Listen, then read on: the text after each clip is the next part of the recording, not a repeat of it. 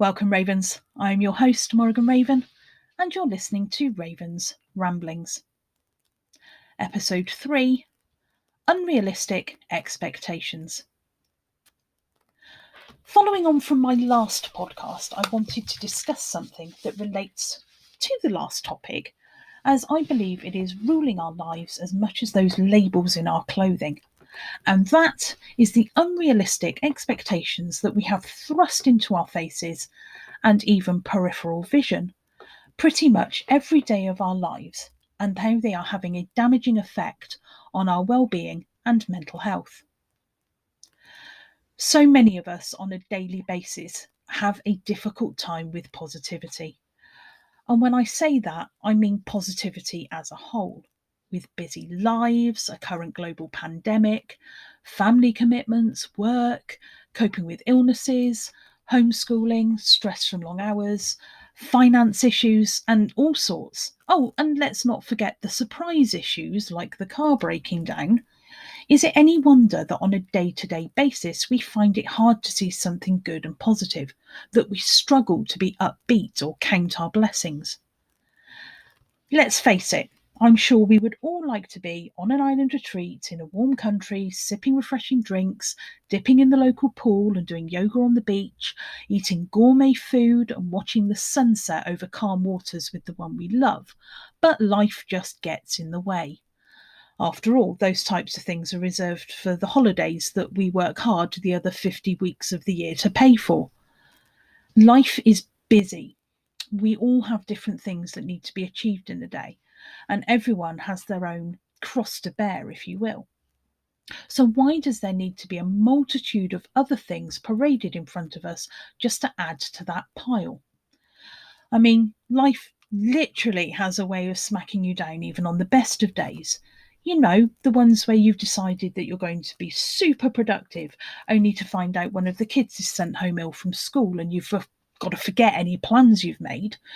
Or the one where you have a list of errands that you're going to accomplish and you've set your mind to doing them, and just as you go to leave the house, the washing machine floods the kitchen.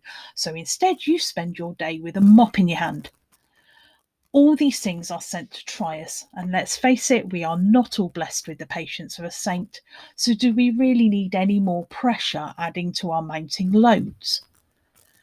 Well, it seems that somewhere out there, someone or something believes that life as a whole just doesn't give us enough suffering and we clearly deserve more. So what do we get? We get advertising, the internet, magazines, TV, social media, and influencers, all adding to the mounting pressures by filling what is left of our lives away from the daily grind and family life with a bunch of images and ideals that apparently we should all hold ourselves to aim for, and to achieve or be. As if our own goals aren't enough in life, now we have to have them set by somebody else as well. And it's not just in one area of our lives either that we see it. It's in everything. Designer homes, cars, clothing, even the schools that we send our children to are marketing themselves at us 24/7. Marketing is always trying to sell you an ideal. But hey, that's what it's designed to do. If you have this latest and greatest insert product of choice here, your life will be transformed. And it's all out to make you want more and more and more, and to be more perfect, to be better, and to have better. Have you ever noticed that in an advert for something like purchasing a lottery ticket or scratch card, for example, when the person wins, instantly the dowdiest of people miraculously transform into perfect ideals with perfect nails, hair, and teeth, and that's just the guys. The women all suddenly have amazing figures and glowing skin in skin-tight dresses and draped in gold jewellery. And yeah, winning the lottery might help you afford to buy those things in time if you're not already blessed with them. But it's still a pressure to fit an ideal. An increase in your bank account overnight is not going to bring with it a smaller waist time and perfect teeth.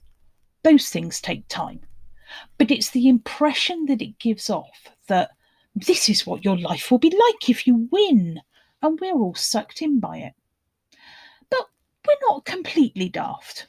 We know that this, and we know what advertising is there to do and what it's all about. But it's the not so obvious advertising and the enforcement of ideals on our psyche that I want to talk about. The ones that we see without even knowing that we're seeing them. The ones that are damaging because we don't notice them. We are all aware that magazines in the past have ridiculed celebrities for being on a beach and daring to wear a bikini, and they'll be photographed bent forward having wrinkles in their stomachs. Let's be honest, that's not something we should worry about. The thinnest people in the world have wrinkles in their skin when they move, bend, and fold their bodies. But it's the type of thing that in the media that's being poked fun of and body shamed for, and it's ludicrous. We know it should stop, but it doesn't. And why doesn't it stop? Because we keep looking at it and we keep buying these magazines that it's in. It's the obvious way in society that we have our minds groomed by the media. And it's the way we are becoming more aware of it and we know it's going on, that I hope that we will become more immune to it. We have spoken out against this type of thing, and slowly we're seeing things change. But this media bullying, if you will, is still there. And it's all about creating and enforcing the idea of an ideal that we should all want to aspire to be and become. But why can't we just be ourselves? Why should we be a certain weight or a certain height to be accepted? I will say this once and not repeat it because it will probably cause a fight. But not all overweight people are unhealthy and unwell or pre-diabetic and unable to stay fit. Some people are just big. Not all skinny girls are anorexic and malnourished and starving themselves. They're just small. Right, thank God that's over. Let's move on. Let's talk about the less obvious ways that we're being bombarded every day and how these things are starting to affect us. These things that are creeping into our heads in ways that we don't notice, and why it's becoming so damaging. Back in 1947, the USA saw the birth of subliminal advertising. This first advert that was recorded of this type was to impress on people to buy war bonds, and it was done during a Daffy Duck movie. It's the practice of flashing up one frame multiple times within a film or segment which contains a branded item, for example, a packet of cigarettes. And then when it's repeated enough times, the people watching, their brains will pick up on it without them noticing. This leads then to the effect of these people suddenly wanting to go out and purchase that particular brand of cigarette and have a smoke. It was done with words like eat popcorn or drink Coca-Cola ahead of an intermission, just to make people go and buy those brands during the break. The practice was banned in due course as it was considered mind manipulation, and in 1958 it was ruled that it was not protected by the US First Amendment because it was intended to produce information that the viewer was not aware they were receiving. But I have to ask you this question.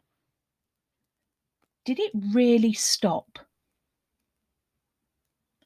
Well, to say that they took words and random framed pictures out of movie scenes is true, but the idea of subliminal advertising, I believe, still exists today. And here's why. Whilst many will argue that the original subliminal advertising was based solely in adult movie theatres and therefore it wasn't affecting children and it was controlled, the practice has evolved, and the subtlety in which it was used in modern days is not so easy to control.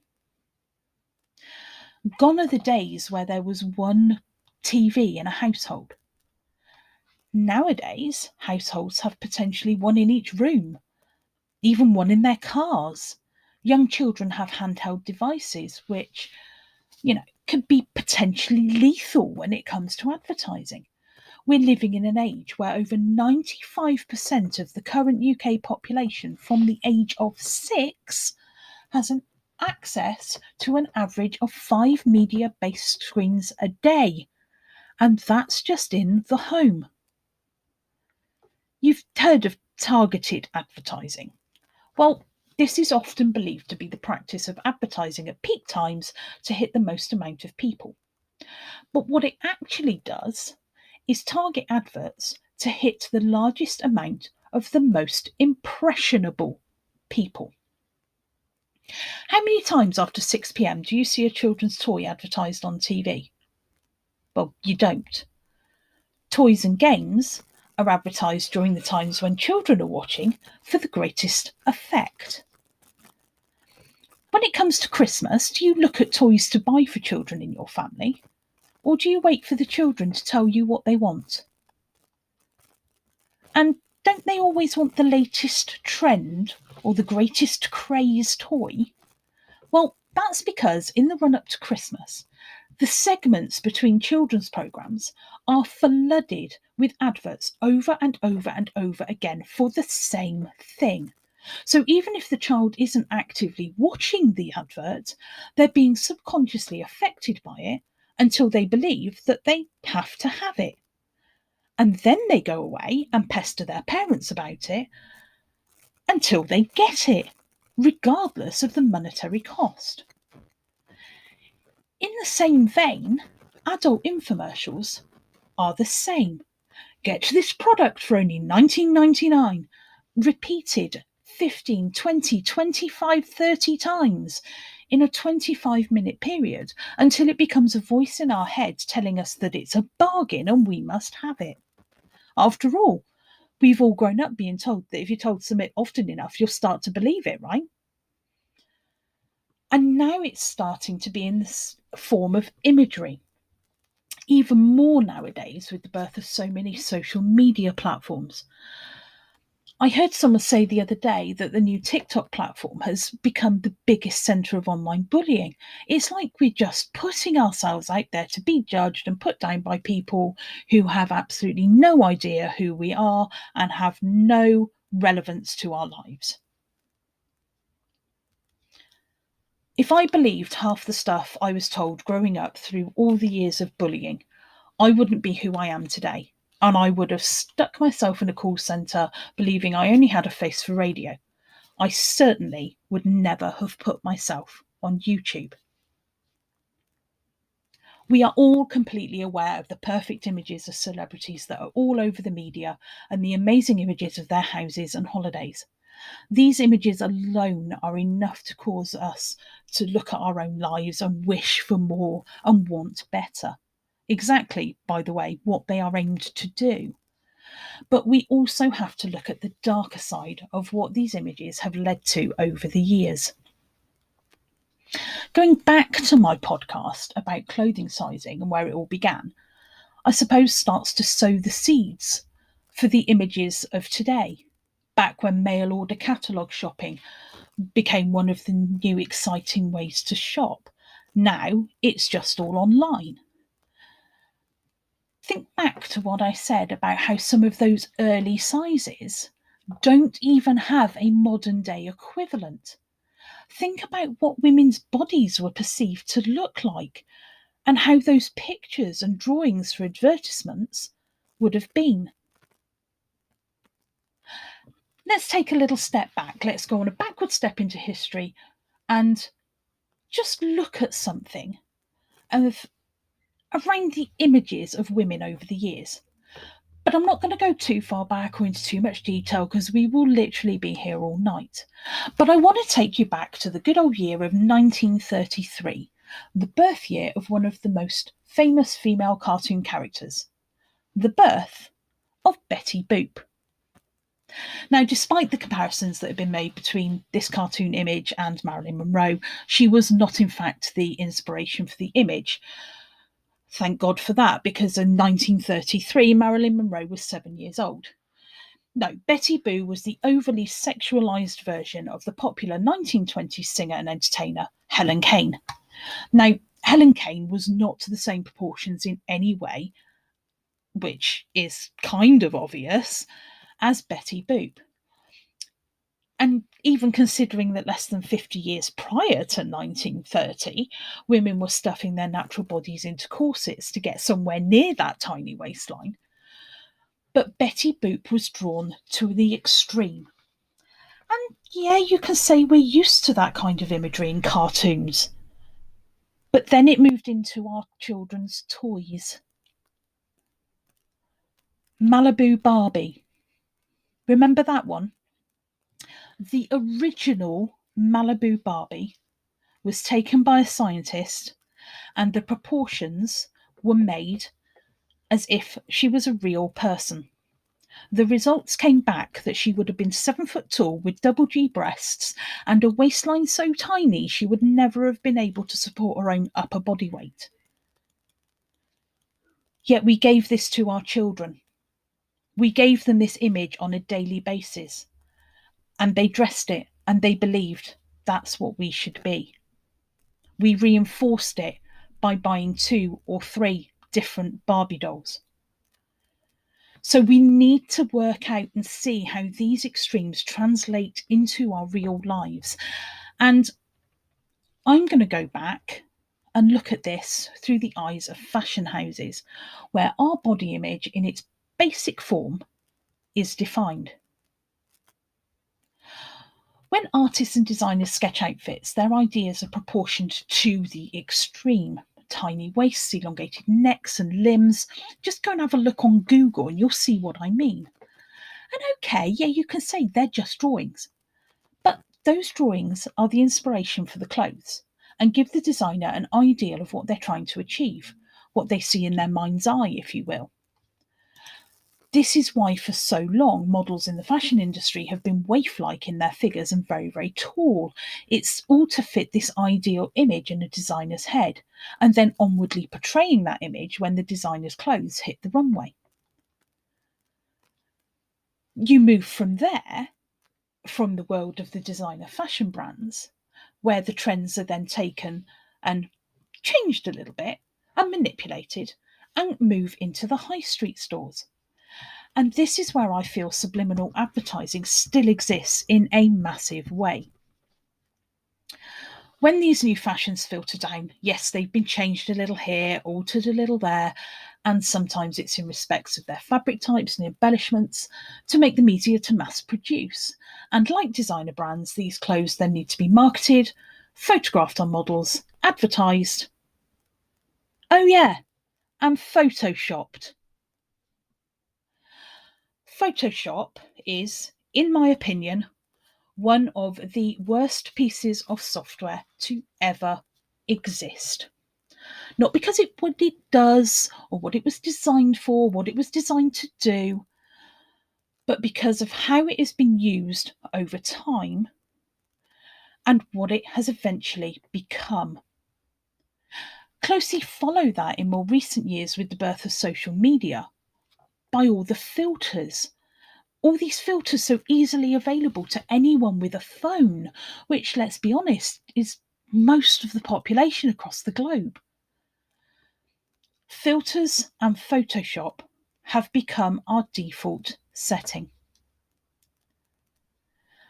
Photoshop was a piece of software designed to allow a picture to be created for advertisements where images could be doctored to appear more perfect.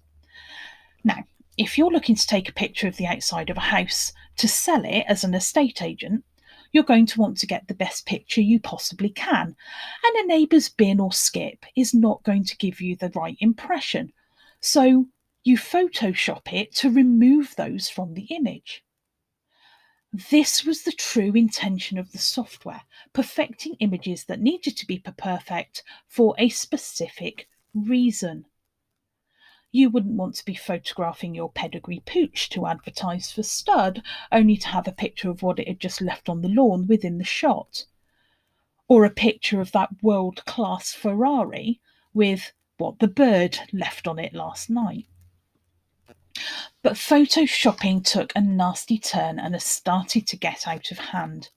Suddenly, we're not removing the odd bad shadow or scuff mark. We're starting to brighten skin, reshape noses, remove birthmarks. And yes, you heard it here first, folks, even redraw missing limbs. There is a well-known goth brand that have a fairly decent plus-size range. And in the past 2 years, I have spotted more and more horrendous photoshopping on their website. For any of you who are aware of me outside of this podcast and may just watch my YouTube channel, you will know that I make no secret of the fact that I have large upper arms. So when I'm online looking to buy clothes, I always look at the clothing on the model. And for this particular brand, I look to see how it fits them in the arm. If the model has thin arms and the fabric description doesn't say that it's stretchy, I know not to bother. But I started to spot a few really badly done Photoshop efforts that have literally straightened the limb of their models, and in some cases done it to the point where the model looks odd. One of these was a particular dress by this brand that, yes, I do own, and they had literally removed with a straight line a section of her wider upper arm to make it appear that her arm was more slender. And it wasn't done well either. I guess it was done to show you the shape of the dress on the waistline. But if you're not getting that from the model in the picture, well, maybe rather than removing parts of their bodies or smoothing out sections of their limbs, you should just take a better picture or ask them to try a different pose. We seem to have allowed ourselves to become lazy in the way we create the images, as well as far too accepting that these images are the norm. To use a product like Photoshop to erase something, rather than just take another or better photo, is probably less expensive in monetary value, but it's becoming increasingly costly to our mental health. When images are photoshopped, regardless of how we experience them, whether in full view for a few minutes or on a billboard as we pass by in the car, our minds register the image even when we don't realise that we're seeing it consciously. And over time, these images build up to a point where we see them as normal and to start to subconsciously believe that this is how we should be. That we should look a certain way, just to gain acknowledgement or to be an acceptable person, to show that we are successful. But do glossy hair and perfect teeth depict your success? Now, I hate to do this, and I hate to bring them into my podcast, but take Boris Johnson and Donald Trump, just as an example, for a moment. We all know that Boris is not famous for his impeccable grooming, yet he's the head of British Parliament. He had a wonderful life, he wasn't born into poverty, he wasn't given a mediocre education, he didn't really struggle for anything. And if we didn't know who he was, and we were shown a photograph of him on a push bike with his shirt sleeves rolled up and his trademark scruffy hair, would we take that image away and believe he was a successful person and technically a head of state? Now take a picture of Donald Trump. Yes, he probably paid for those veneers, and let's not talk about the ozone layer that was possibly sacrificed just to keep that hair in place. But look at the fact he's always in a suit. Now, again, think about not knowing who he was, that he wasn't the President of the United States. But in your mind, compare the two images. Who would you consider, on first glance, more successful? The one on a push bike looking a bit scruffy, or the one in a smart suit with a groomed appearance? Now let's take a look at Mark Zuckerberg, the founder of Facebook. Not a particularly wealthy background, not a child of privilege, and yet he is one of the richest people in the world. But does his image give us success when he wears jeans and a t-shirt all the time? Would we think differently of him if he was in a suit and tie 24/7? He is a very successful person. Just look at what he's done and what he's achieved. But he doesn't have his pictures photoshopped to remove his crow feet wrinkles from around his eyes, or make his slightly uneven teeth a little more perfect.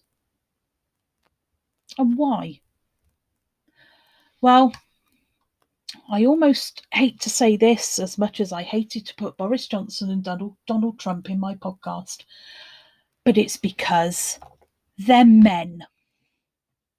And I'm not going to go on a feminist rant here, but I will say men's looks do not depict their success in life. Some of the most successful singers and Hollywood stars are not exactly oil paintings.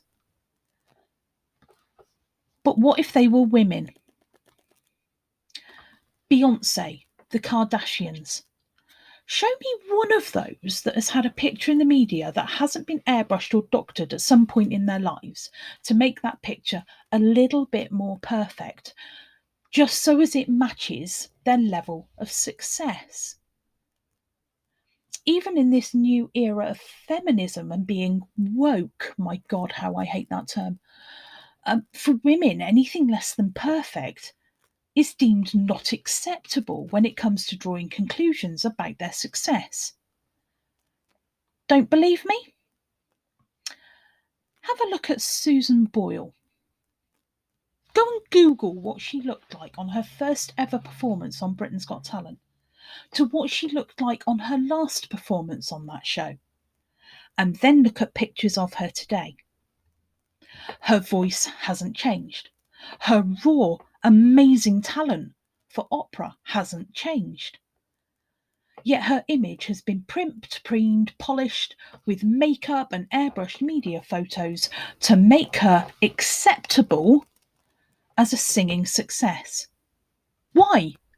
Why do we look at the way someone looks and judge them as to whether they are a success as a human being or not?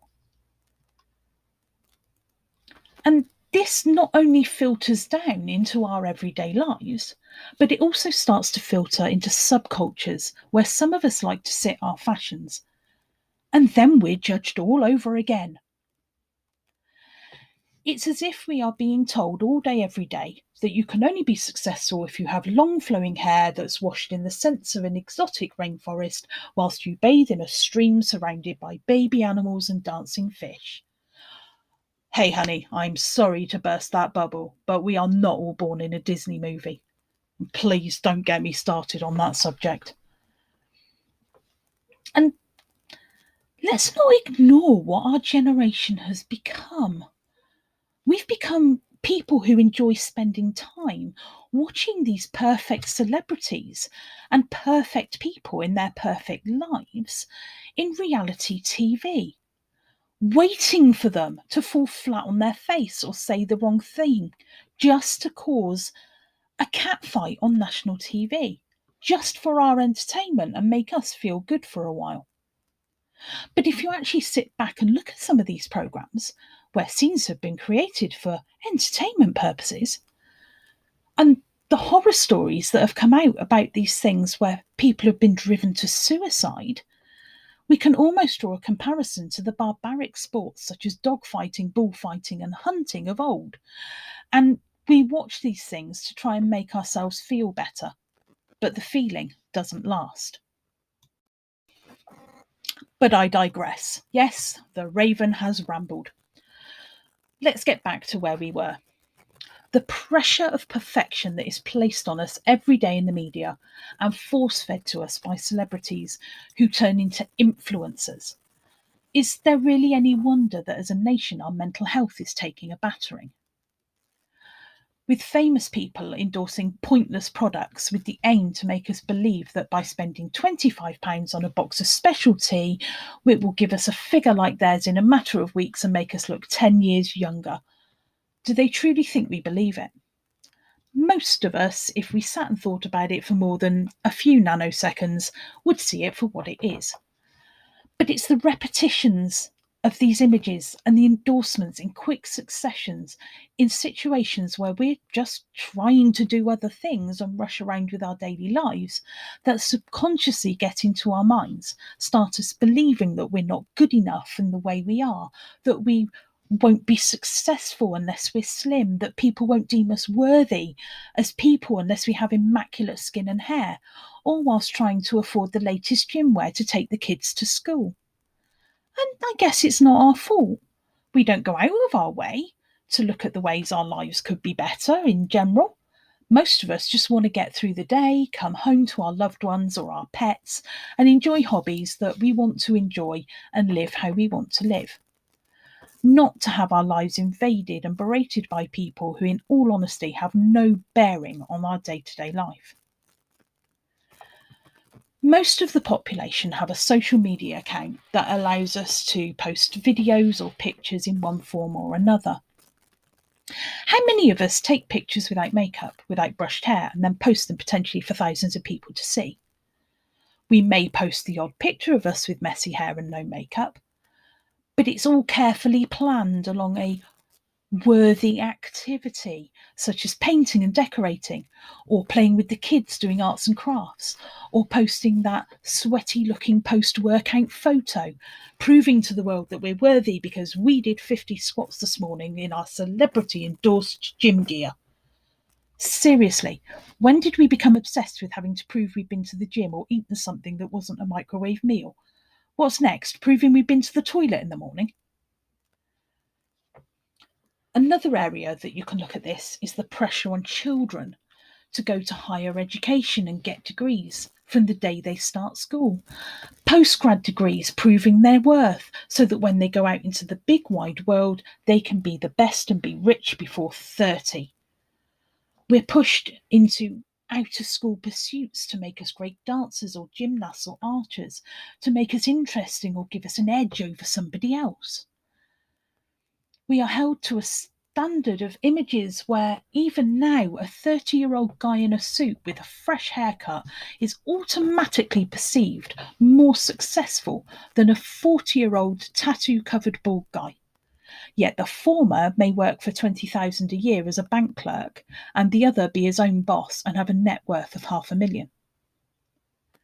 We've been pressured by TV, newspapers, the media, magazines, and advertising throughout our lives that unless we can show to the world that we have the best, can be the best, or can at least show that we're listening to other people telling us how we live our lives and we're copying them, that we're not good enough. But do all these things make us happy? Do they help us to stay positive? Do we look in the mirror every night before we go to bed, having crawled out of our Gymshark leggings and Nike trainers following a trip to the supermarket, and feel happy with our lives? Or do we still remain unhappy and feel that we should be more because society deems that we should have marked off all the tick boxes in life by a certain time?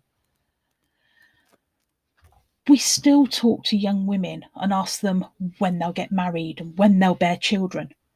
Those questions in themselves could cause traumatic, serious mental health issues for somebody if maybe they're unable to have children, or they're not able to meet the person that they want to spend the rest of their lives with, or maybe they're constrained by religion. It happens all the time in so many areas of our lives that no wonder we are living in an era of increased mental health issues. Increased numbers of people these days are living with depression.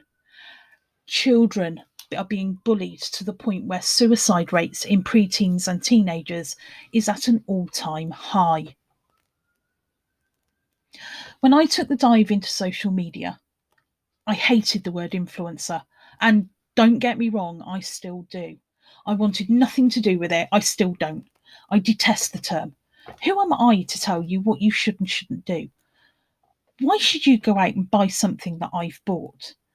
So I made conscious choices, and my choices were this. If I didn't want to wear makeup for a video, I wasn't going to. I would never filter an image or photo.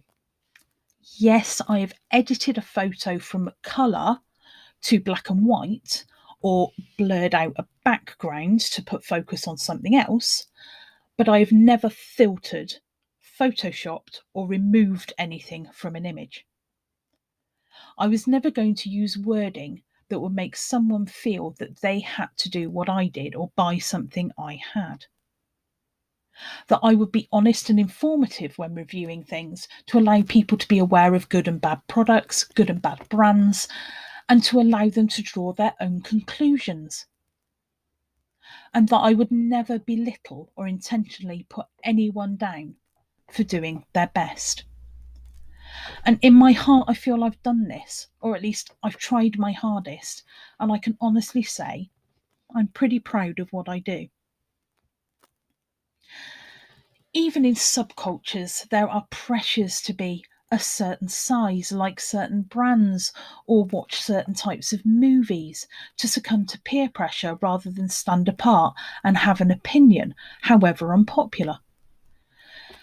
And we do this to fit in, to fit into a subculture that may already be seen by many as being detrimental to our success and in time our happiness.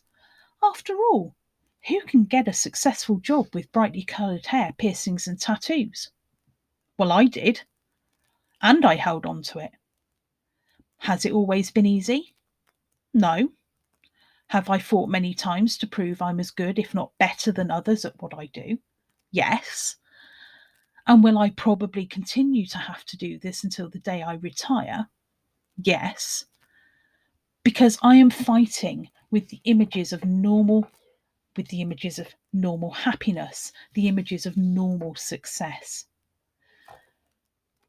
These images that we've been brainwashed with for so long. But if you take a step back, take a deep breath and pause, you would see all the things that are around you that are starting to subtly put pressure on how we do things and how those are having a negative effect on our mental health. We would see that maybe our lives aren't so bad, even if we don't own a hot tub or drive a Tesla. We would see that our pets are perfect with their mottled fur and their wonky eyes, and we couldn't love them any more, even if they were pedigrees with 15 names on their birth certificates. We would see that little silver ring with the smallest semi-precious stone in it that we were given by a loved one on our engagement day, and realise that it doesn't need to be a brilliant cut diamond to prove that we love each other. That our supermarket £10 trainers do just as well for our online workouts, and we don't need $400 sneakers with air cushions to jog on the spot on some fancy treadmill at a high-priced gym. And maybe once we accept that life is for living and not for proving what we have or what we have achieved to a faceless internet crowd, then maybe we can start to truly feel happy and accept that the media, Hollywood, glossy magazines, and TV programmes are just that, made up, over-glamorised, unrealistic expectations, and not guidelines for a successful and happy life. Be brave. Stand out. Stand above and believe that you are worthy and you are enough just as you are. Thank you for listening. I'm going to sign off, and as always, remember, no matter what you do in life, just do you. You've been listening to Raven's Ramblings, hosted by Morrigan Raven. For more information and links to my other social media sites, please visit my anchor.fm profile.